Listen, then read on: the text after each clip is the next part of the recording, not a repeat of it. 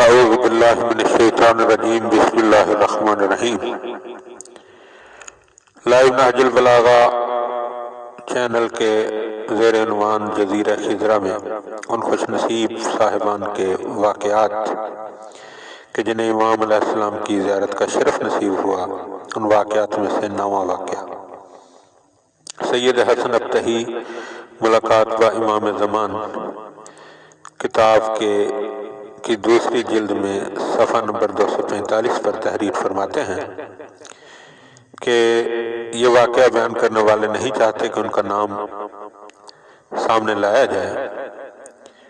وہ فرماتے ہیں کہ 1401 ہجری قمری ماہ رمضان المبارک کی کسی رات میں افطار کے وقت دستک ہوئی اور حضرت بقیت اللہ علیہ السلام روزہ کھولنے کے لیے ہمارے گھر تشریف لائے۔ افطار سے پہلے نماز مغرب و عشاء پڑھی، میں نے بھی سرکار کی اقتداء میں نماز ادا کی۔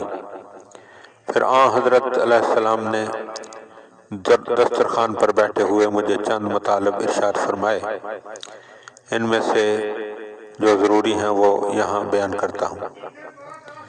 حضرت علیہ السلام نے فرمایا اس دعا کو پڑھا کرو: اللہم ادخل علی اہل القبور السرور، اللہم اغن کل فقیر، اللہم اشف کل جائع، اللہم اکس کل عریان، اللہم اقض دین کل مدین، اللہم فرج عن کل مکروب، اللہم رد کل غریب، اللہم فک کل اسیر، اللہم اصلح کل فاسد من امور المسلمین، اللہم اشف کل مریض، اللہم سد فقرنا بغنائک، اللہم غیر سوء حالنا بحسن حالک، اللہم اقض عنا الدین واغننا من الفقر، انکا علی کل شیء قدیر۔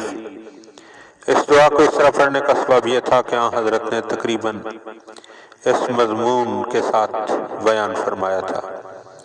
حضرت نے فرمایا کہ میرے جد امجد رسول خدا صلی اللہ علیہ وآلہ وسلم نے فرمایا ہے کہ اس دعا کو ماہ رمضان المبارک میں پڑھا کرو۔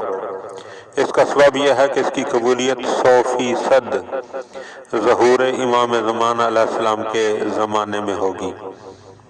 حقیقت میں یہ دعا ایسی ہے جو ہمارے ظہور و فرد کے لیے پڑھی جاتی ہے، اس لیے کہ امام زمان علیہ السلام کے ظہور سے پہلے یہ ناممکن ہے کہ ہر فقیر تنگ دستی سے نجات حاصل کرے، کوئی آدمی قید میں نہ ہو، مسلمانوں کے تمام امور کی اصلاح ہو۔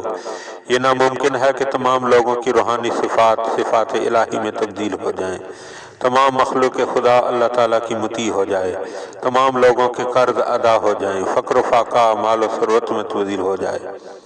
اس بنا پر اس دعا کے قبولیت کے مراحل تک پہنچنے سے پہلے ظہور باہر نور حضرت بقیت اللہ علیہ السلام واقع ہونا چاہیے۔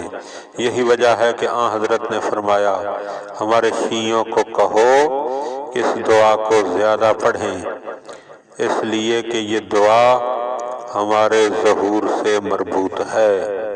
اللہم صلی علی محمد و آل محمد وعجل فرج آل محمد، لا حول ولا قوة الا باللہ العلی العظیم۔